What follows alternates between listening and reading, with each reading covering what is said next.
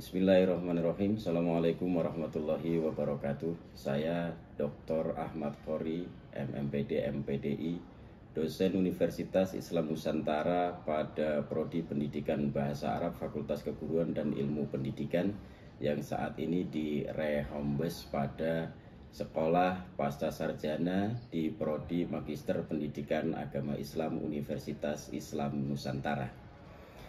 Dalam kesempatan kali ini saya akan menyampaikan mata kuliah pengelolaan pendidikan. Mata kuliah ini diambil oleh mahasiswa pada semester genap dengan bobot 2 SKS. Capaian pembelajaran mata kuliah pengelolaan pendidikan ini adalah pada referensi utama mata kuliah pengelolaan pendidikan ini. Yang pertama saya ambil dari bukunya Ibrahim Danuwikarsa, kemudian dengan saya sendiri. Ini bukunya, ini berjudul Inovasi Pembelajaran di Pesantren Salaf, ya, dari Salaf ke Kholaf, hasil kajian di Pondok Pesantren Agribisnis. Ini yang saya gunakan untuk referensi mata kuliah pengelolaan pendidikan ini. Kemudian juga ada buku yang saya tulis dengan tim, ya, ada Pak Dr. Agus Mulyanto, kemudian ada Pak Dr. Hendi, kemudian ada Pak Dr. Andriana Gafar, dan ada Pak Hamdan Hidayat dengan judul Manajemen Sistem Penjamin Mutu Internal dalam Peningkatan Kinerja Sekolah. Karena memang ini adalah proses hilirisasi dari proses penelitian, kemudian saya abdikan dan saya publikasikan dalam bentuk karya ilmiah, baik yang terbit di jurnal terakreditasi oleh Kemendikti-Saintek, ya, atau Kemenristek Dikti kalau dulu, ya. Kemudian juga saya publikasikan dalam bentuk buku. Kemudian juga ini salah satunya yang mata kuliah tadi, ada mata kuliah tafsir hadis tarbawi. Ini juga hasil riset yang berjudul Integrasi Tafsir Tarbiyah dalam Pendidikan Karakter. Ini merupakan proses dari hasil mata kuliah yang saya sampaikan. Kemudian juga ada hasil paten, alhamdulillah dapat sertifikat paten. Ini juga hilirisasi dari proses pembelajaran, penelitian, pengabdian kepada masyarakat. Alat patennya saya kasih nama alat elektronik penyangrai biji kopi yang dilengkapi penggiling. Ini kolaborasi dari dosen yang ada di Universitas Islam Nusantara, kemudian juga dengan teman-teman dosen di UIN Syarif Hidayatullah Jakarta, ya, kemudian Pak Dr. Ibrahim dari Fakultas Pertanian yang sekarang jadi Rektor Universitas Balai Bandung. Alhamdulillah. Mari kita mulai proses pembelajarannya. Assalamualaikum warahmatullahi wabarakatuh. Waalaikumsalam. Alhamdulillah, alhamdulillahirabbil alamin wa binasta'inu ala kulli watin wa ala alihi washabihi ajmain amma ba'du. Rabbi shrah li sadri wa yassir li amri wa hlul 'uqdatam min lisani yafqahu qawli. Oke, anak-anakku yang berbahagia, gimana? Sehat semua? Alhamdulillah sehat. Walaupun cuaca dari pagi hujan, ya, tapi mudah-mudahan wajah dan semangatnya tidak seperti tadi pagi, ya, yang matahari juga enggan untuk menampakkan dirinya. Oke, teman-teman semua yang saya banggakan, sebelum kita mulai pada perkuliahan pengelolaan pendidikan ini, marilah kita sama-sama berdoa kepada Allah Subhanahu wa taala. Mudah-mudahan kita semua diberikan kesehatan. Kita buka dengan membaca basmalah bersama. Bismillahirrahmanirrahim. Mudah-mudahan dengan fadilahnya basmalah kita semua mendapatkan ilmu yang bermanfaat dari Allah Subhanahu wa taala. Hari ini ada yang tidak masuk, sakit, izin atau ini? Ada Pak? Ya, Ivander kenapa? Sakit. Oke. Kita doakan ya sahabat kita yang namanya Ivander saat ini sedang sakit. Mudah-mudahan sing enggal sembuh diberi oleh Allah Subhanahu wa taala. Ala hadhihi niyyah wa ala kulli niyatin shalihah. Al-Fatihah. A'udzubillahi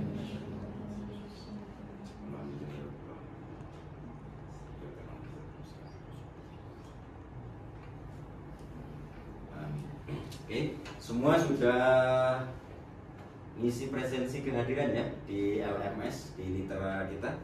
Sudah semua? Oke, terima kasih. Oke, kita pada pertemuan yang pertama sudah berdiskusi tentang bagaimana perkuliahan pengelolaan pendidikan ini, ya, kemudian tugas-tugas dan lain sebagainya. Ya, teman-teman, anak-anakku juga bisa ngedownload atau ngambil RPS atau silabus ya, di mata kuliah pengelolaan ini di LMS ya, difasilitasi oleh Unimus. LMS namanya Litera. Gimana? Semua udah bisa akses semua kan? Ya. Alhamdulillah. Nggak ada kendala. Nanti kalau ada kendala langsung saja hubungin saya supaya nanti saya juga bisa menyampaikan ke bagian akademik. Oke, kita kemarin juga sudah menjelaskan ya, pada mata kuliah konsep pengelolaan pendidikan ini. Yang tema ini ya, yang akan kita pelajari pada hari ini tentang konsep pengelolaan pendidikan. Mungkin dari minggu yang lalu setelah kita diskusi RPS dan lain sebagainya sudah ada yang tracking atau baca artikel dan lain sebagainya tentang konsep pengelolaan ini. Mungkin ada yang bisa mereview atau hasil bahwa pengelolaan itu ini gitu. Ada? Siapa namanya? Kang Noval, coba Kang Noval. Kalau yang saya ketahui ini mungkin terkait pengelolaan pendidikan, bagaimana pengelolaannya berjalan, juga bagaimana konsep pendidikan itu bisa terwujud, apalagi pendidikan yang dengan pendidikan. Kang Noval ya, luar biasa hasil tracking yang membaca tentang hasil pengelolaan. Ada apa saja sih kira-kira di pengelolaan pendidikan yang akan kita diskusikan pada hari ini. Yang pertama adalah nanti kaitan dengan pengertian manajemen pendidikan. Kenapa harus ada manajemen? Ya, kenapa harus dikelola dengan manajemen? Kemudian dari tema-tema ini, ya, silakan yang mau mengutarakan pendapatnya. Apa itu manajemen, ruang lingkupnya apa saja, kemudian prinsip-prinsip manajemennya kira-kira seperti apa? Ada yang tahu dari perempuan? Apa kira-kira? Namanya siapa? Salma, silakan Salma. Sepengetahuan Salma, apa sih manajemen itu? Manajemen itu kayak pengelolaan sesuatu, cara memanajemen, maupun itu ada di pendidikan, ada di waktu, mungkin atau manajemen yang lain-lain. Bagaimana si manajemen itu bisa berjalan dengan baik. Oke, Salma. Kasih apresiasi, Salma. Saya tangkap berarti kata kuncinya ada mengelola, ya, betul ya. Jadi 100%. Karena memang manajemen itu kuncinya adalah pengelolaan, mengelola. Sehingga ketika sesuatu itu tidak dikelola, pasti akan carut-marut hasilnya. Nah, ini menurut para tokoh pendidikan, manajemen itu berasal dari bahasa Inggris management, ya, atau tulisannya manajemen, ya, gitu. Ini bahwa kata kerja to manage diartikan secara umum sebagai mengurusi atau kemampuan menjalankan dan mengontrol suatu urusan atau act of running and controlling business. Karena memang ilmu manajemen itu dulu diambilnya, diadopsinya dari dunia industri. Ya. Kemudian dalam kurikulum 1975 disebutkan dalam buku pedoman pelaksanaan kurikulum 3D baik untuk sekolah dasar, ya, kemudian kemudian sekolah menengah pertama maupun sekolah menengah atas, manajemen ialah segala usaha bersama untuk mendayagunakan semua sumber-sumber personil maupun material secara efektif dan efisien guna untuk menunjang ketercapaian tujuan bersama. Nah ini makanya harus dikelola. Gimana kalau tidak dikelola untuk mencapai tujuan ini? Kan nggak mungkin sesuatu yang tidak dikelola dengan baik akan mencapai sebuah tujuan yang sempurna atau yang baik. Kemudian pentingnya pendidikan menurut beberapa ahli, ini menurut Biakarya 2003, bahwa pendidikan adalah hidup bersama dalam satuan Tritunggal ayah ibu anak, di mana terjadi pelaksanaan nilai dengan mana dia berproses untuk akhirnya bisa melaksanakan sendiri sebagai manusia purnawan. Dari rumah atau dari keluarga ada pendidikan non formal dan ada pendidikan formal yang seperti saat ini, ya, gitu. Jadi informal apa? Belajar dari rumah, dari lingkungan keluarga. Contoh, anak bayi yang baru lahir ketika dia ngarondang, ya bahasa Sundana ngarondang, untuk belajar berdiri itu kan pasti didampingin sama orang tuanya atau ibunya. Belajar ngomong, biasanya mama, papa kan, gitu ya. Ini pasti didampingi sehingga nanti akan jadi kesatuan yang purnamawan, jadi manusia yang sempurna. Kemudian yang selanjutnya, pengertian manajemen pendidikan itu menurut Prayitno 2008 bahwa pendidikan merupakan pelayanan pemuliaan kemanusiaan, ya, kemudian melalui pengembangan percaya atau kegiatan belajar dan proses pembelajaran. Pengertian pendidikan itu adalah memanusiakan manusia. Karena apa? Proses pembelajaran dari hayat, ya, dari buayan sang ibu, dari gendongan sampai ke liang lahat, ya, makanya banyak hadis, banyak sabda Rasul yang mewajibkan bahwa pendidikan itu wajib bagi setiap muslim, ya. Utlubul ilma minal mahdi ilal mahdi, dari buayan sang ibu sampai ke liang lahat. Kemudian yang selanjutnya, ruang lingkup manajemen pendidikan itu ada wilayah kerjanya, wilayah provinsi, kabupaten, kecamatan, serta unit-unit kerja lainnya. Contoh, karena kebijakan pendidikan di wilayah kota Bandung dengan yang ada di wilayah Kabupaten Bandung itu juga pasti berbeda. Belum nanti sikupnya akan lebih luas lagi di wilayah provinsi, Provinsi Jawa Tengah, Provinsi Jawa Timur, atau Kepulauan Riau di Pulau Jawa, pasti juga akan berbeda. Karena apa? Disesuaikan dengan kebutuhan peserta didiknya. Ya.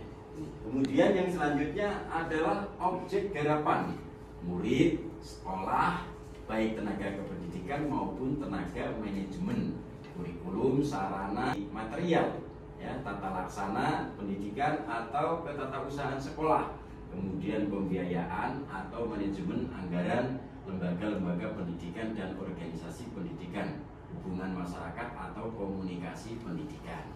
Oke. Dari sini ada yang ingin ditanyakan? Sebutkan namanya. Rizky Maulana Abdulaziz, Pak.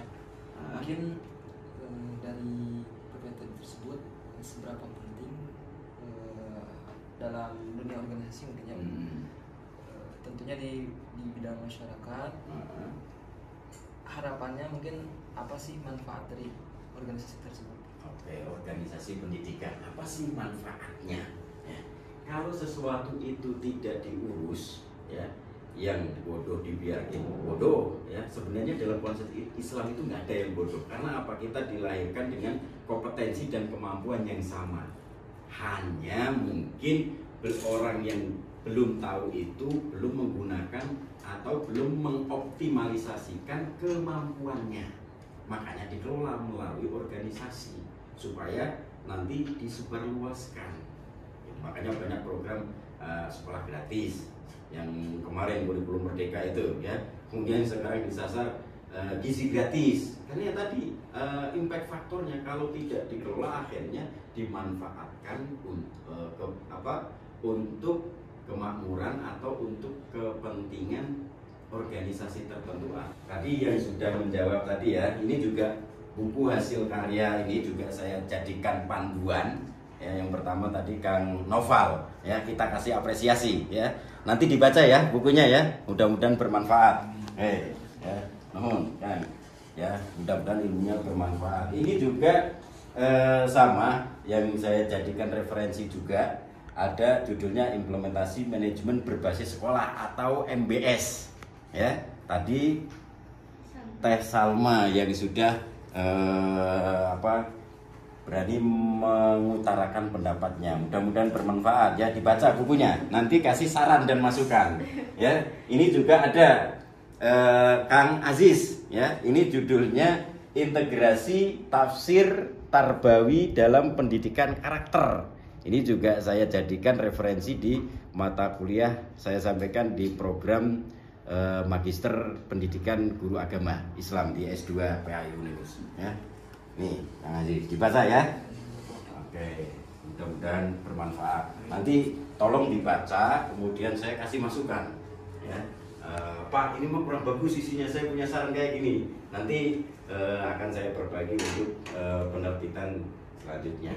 Kemudian dalam prinsip manajemen pendidikan adalah memprioritaskan tujuan di atas kepentingan pribadi dan kepentingan mekanisme kerja.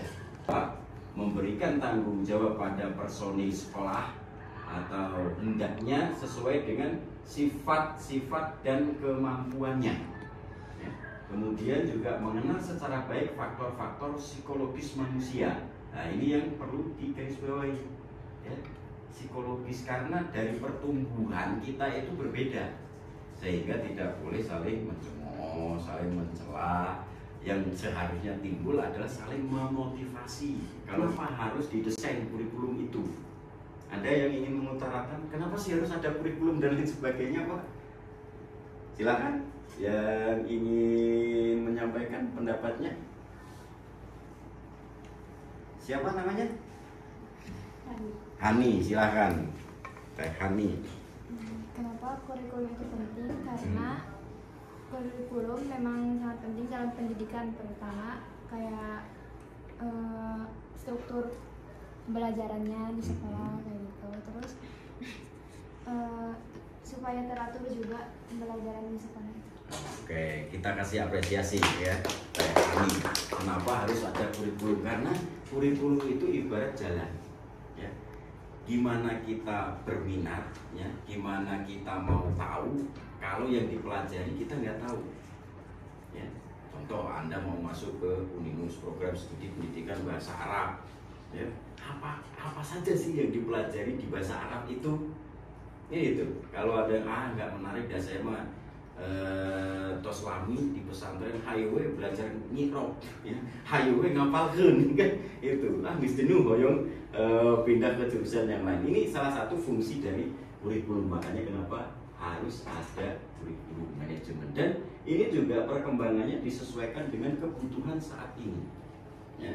Kemudian yang selanjutnya ada manajemen tenaga kependidikan. Kenapa juga tenaganya harus dikelola? Karena ini kaitannya dengan hasil. Ya. Gimana SDM-nya? Ya, SDM-nya aja di bawah standar, bagaimana mau mengeluarkan sebuah lulusan yang siap berkompetisi?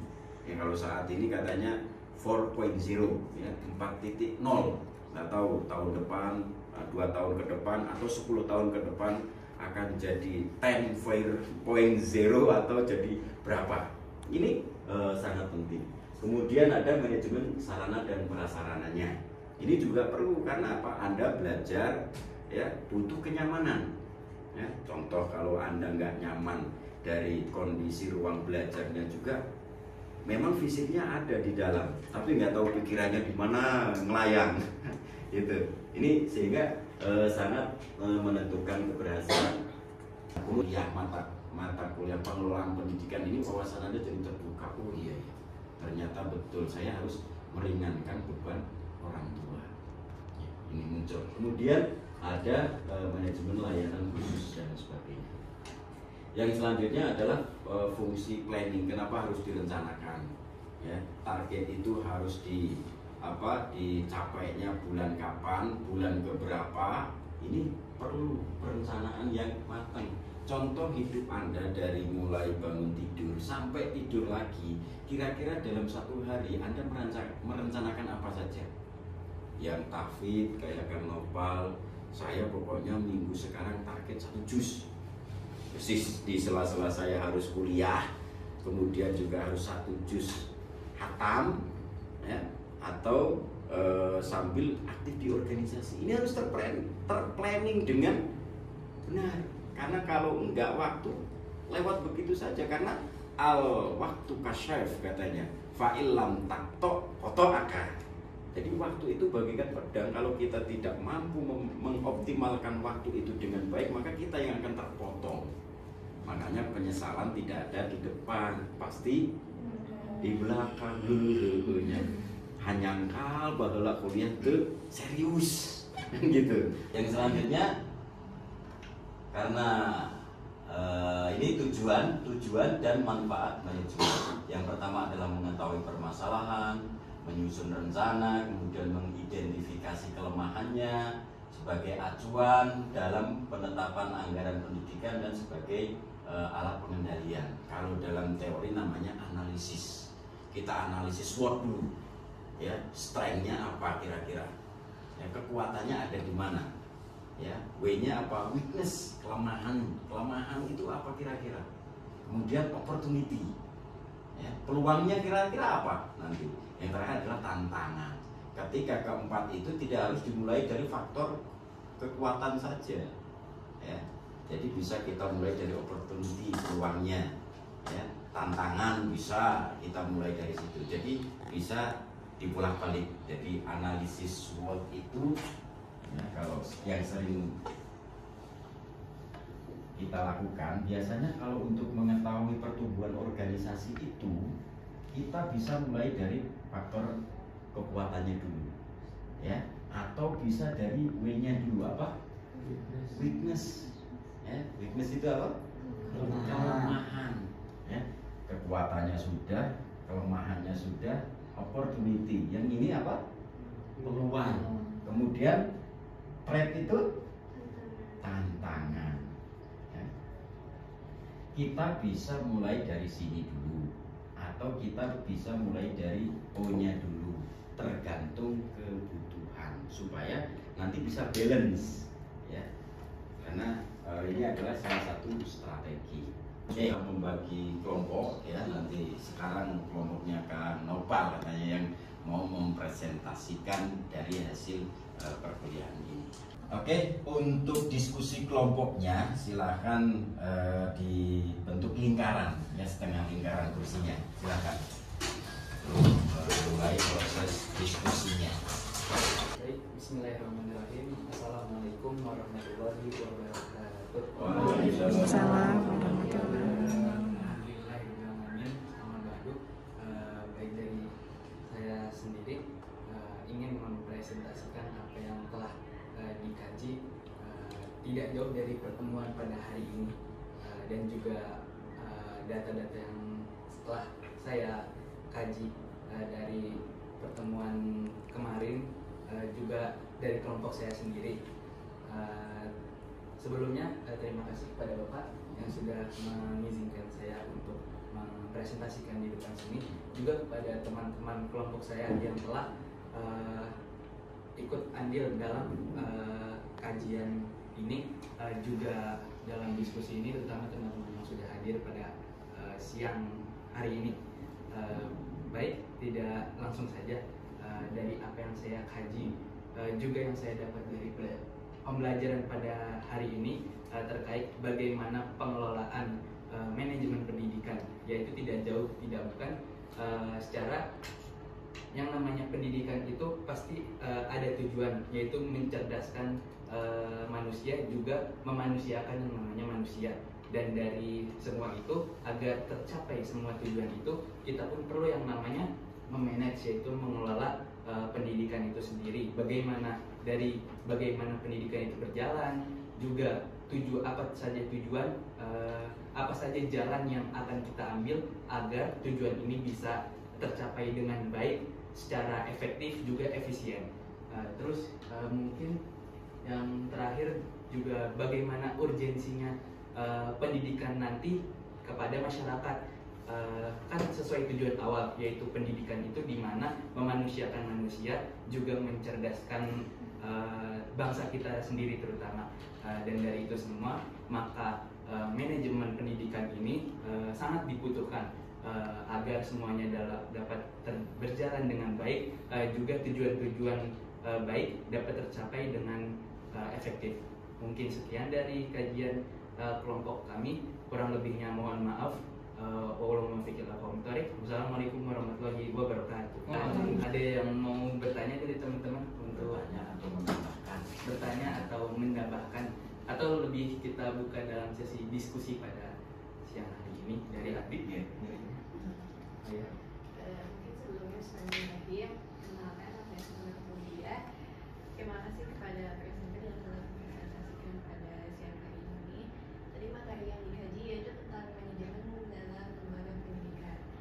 Nah, bagaimana sih cara memanage lembaga pendidikan itu yang baik dan benar ini?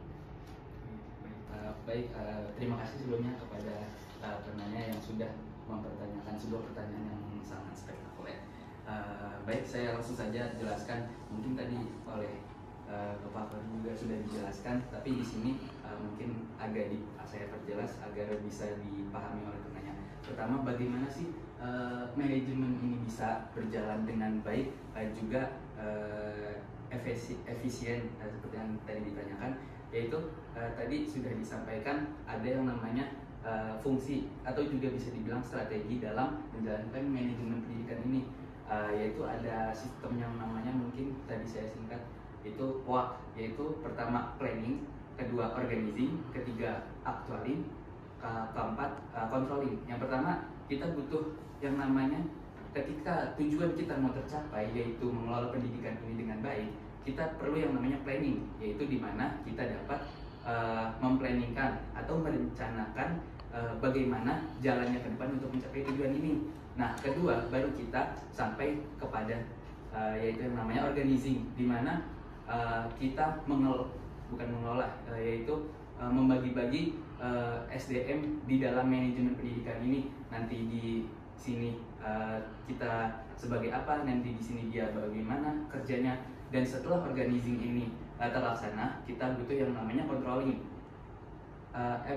Bukan controlling tapi actualizing, yaitu pengelolaan bagaimana berjalannya dalam organisasi ini, dalam organizing ini.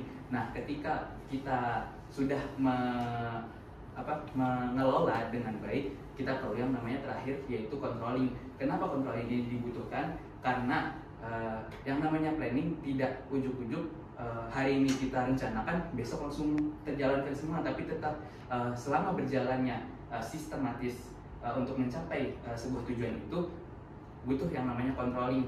Jadi ada yang namanya pengevaluasian, ada yang namanya nanti di segi ini kita salah di mana, di segi ini kita kurang apanya.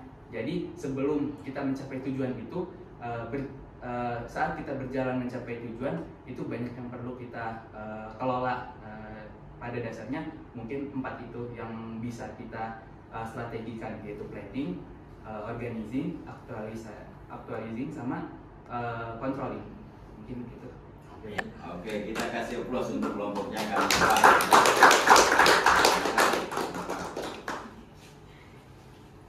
Terima kasih ya. Tadi untuk kelompoknya Kang Nopal sangat luar biasa kajian dari riset ini yang sudah dilakukan.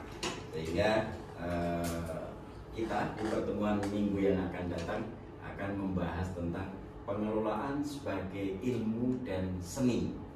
Jadi harus teman-teman dari keluar dari ruangan ini bisa mulai tracking, atau kemarin sudah dapat artikel atau jurnal yang sudah dipublikasikan, kita akan diskusikan di pertemuan yang akan datang ya, dengan tema bahwa pengelolaan pendidikan sebagai ilmu dan seni. Demikian yang bisa saya sampaikan di pertemuan pada siang hari ini. Ada kurang dan lebihnya mohon maaf yang sebesar-besarnya. Mari kita tutup dengan membacakan Ummul Quran. Mudah-mudahan apa yang kita pelajari hari ini ada hikmah dan manfaatnya. Ala hadiniyah wa ala kulli niyatin sholihah. Al-Fatihah. Alhamdulillah.